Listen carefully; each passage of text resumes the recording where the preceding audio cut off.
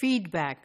As it is very clear from the word feedback. Feedback means you give back your opinions after something has been given to you.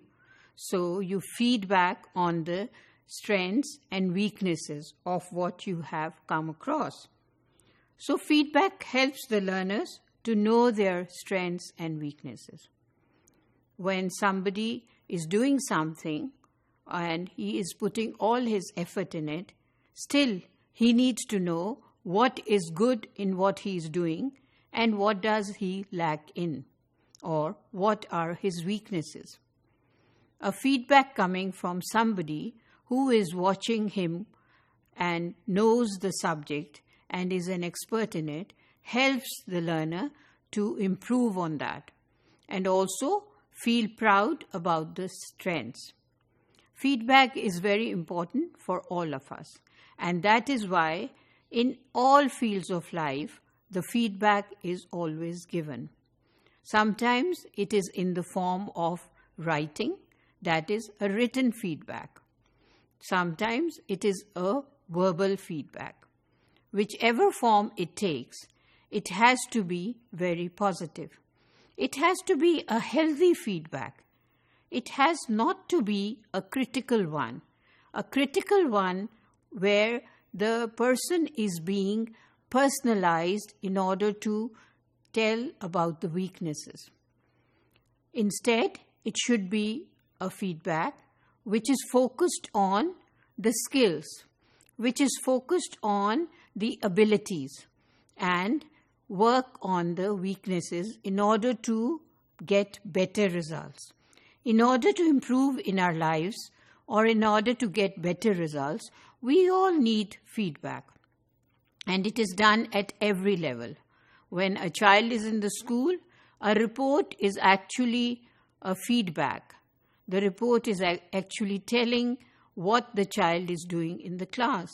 When college students work on assignments, the teachers need to give them a feedback in order to help them to improve on their weaknesses and to know what things they are really doing well. So this type of a feedback, which is not personalized, which is not affecting the personality of the person, is always useful. Teachers need to be very careful when they have to feedback on the works of their students.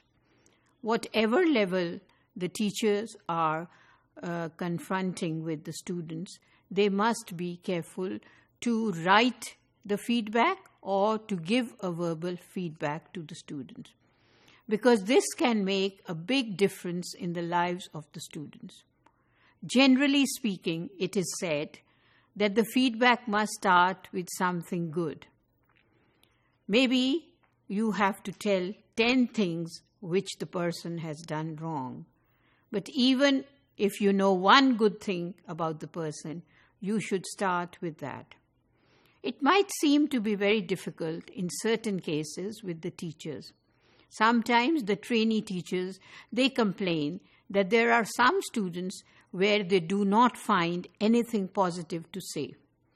But still, it is, I think, the best thing to do is to look for something good in your students, to look for something positive that you can start the feedback with, because that something is going to really give a starter to your conversation, and your student is going to listen to it because in the beginning you said something good for the student. If you will start criticizing the student in a negative way from the very beginning of your conversation, the student will not be interested in listening to it, because instantly when you start criticizing your students negatively, or if the feedback is started with a negative sentence, the student goes in a state of guilt and shame. And this guilt and shame will not let him listen to the rest of the conversation.